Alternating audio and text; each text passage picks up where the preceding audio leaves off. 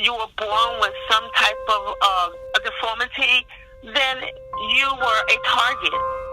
Down syndrome, you are a target. Your parents, if they're alcoholics, you are a target. If you're poor, you were a target. Throughout the 20th century, 33 states instituted sterilization programs. About 65,000 people were sterilized in America during this time. I had been sterilized. Gutted open like a hog, if you want to call it. How did America get to the point of compromising thousands of individuals' rights through forced sterilization?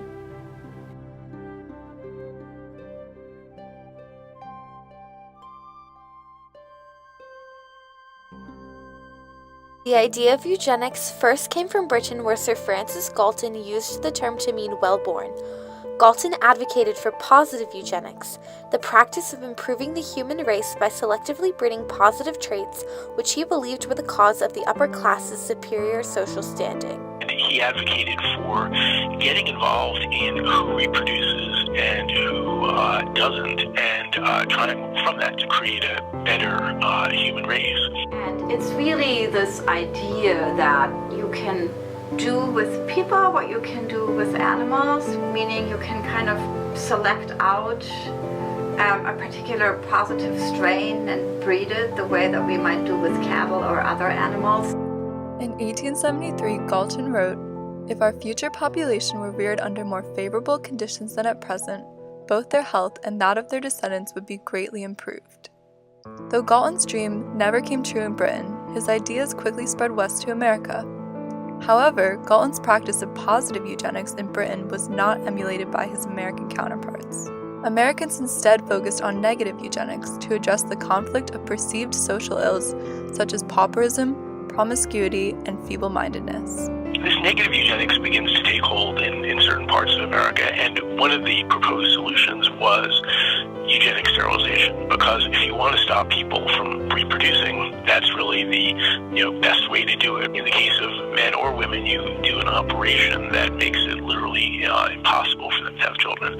The early American eugenics movement began in Indiana when they passed a law legalizing sterilization of prisoners in 1907. In 1909, California passed its eugenics law, leading to over 20,000 sterilizations in the state. Many states soon followed after 1911 with the creation of the Eugenics Records Office in New York. Most of these states created these laws on the premise that certain social ills were passed on through a family's genetic history. Perhaps the most significant of these early state eugenics programs was in Virginia. In 1924, a young woman named Carrie Buck was deemed feeble-minded by the Virginia state government and was admitted for an involuntary tubal ligation after being told that her operation was an appendectomy. By performing the operation against her will, the government compromised Carrie Buck's right to her own body. In 1927, Carrie Buck's case was appealed to the Supreme Court over the legality of her involuntary sterilization. In an 8-1 decision, the Supreme Court upheld the Virginia law, which allowed forced sterilizations, establishing it as a constitutional practice.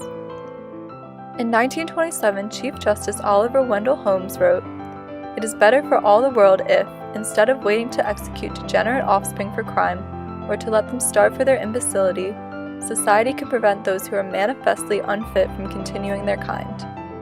3 generations of imbeciles are enough." And the reason it's important is partly because after this decision, a lot of states who didn't have sterilization laws before then started passing them. So North Carolina kind of comes along in that second wave. Though the eugenics movement was initially created for the betterment of the American gene pool, it was later justified for economic reasons. Since many people with the so-called undesirable traits were having lots of children, it was a large strain on the welfare system. The government saw sterilization as a way to reduce the number of people living on welfare benefits. While the conflict shifted from social to economic concerns, eugenic sterilization was still the solution.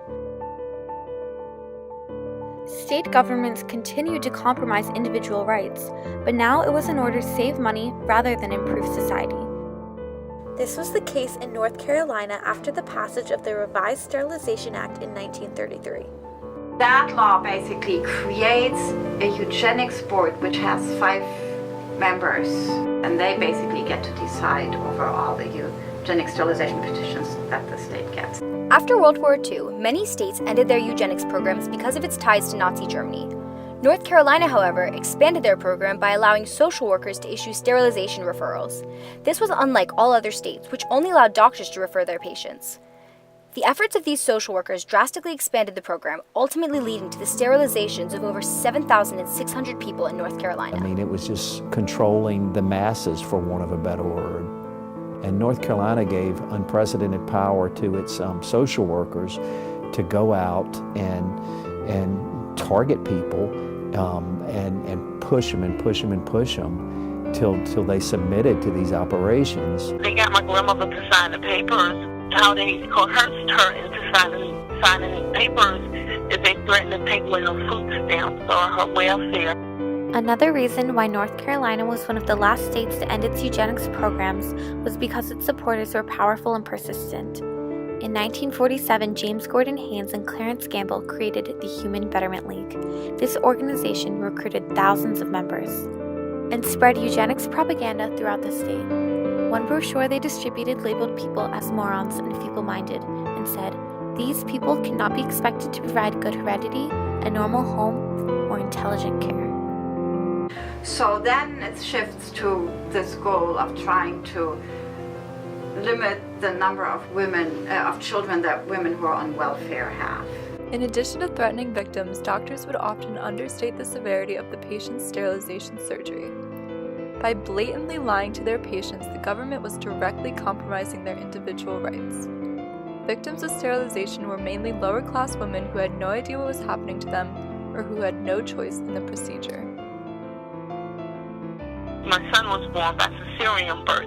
I have no idea why they gave me a cesarean. I didn't, but now I'm thinking that they did it so they could sterilize me at the same time. So they took my baby out of me, and while they had me, got it open, they went on and sterilized me. It was not until the late 60s and early 70s that eugenics in North Carolina began to die down. So it really took the civil rights movement and a new appreciation for individual rights. So at the very same time at which there's an appreciation for the fact that this might really violate individual rights, there's also the development of the very first generation of the birth control pill, which is in the late 60s. And so there are other ways now to control childbearing. For a long time, the eugenics history of North Carolina was largely hidden. It was in the papers. I mean, it was hiding in plain sight, and they were sterilizing the story. So nobody knew just how aggressive the program was and how they bullied people into these things. It wasn't until Dr. Johanna Schun uncovered the North Carolina sterilization records and the Winston-Salem Journal began to publish articles about eugenics that the realities of this movement came to life. In 2002, the governor publicly apologized for the role that the state of North Carolina played and began working to compensate victims. Tom Tillis, one of North Carolina's senators, worked with the newly founded North Carolina Office of Justice for Sterilization Victims to draft a bill for compensation. No money is ever going to replace what happened to them, but money is this way we settle scores in this country.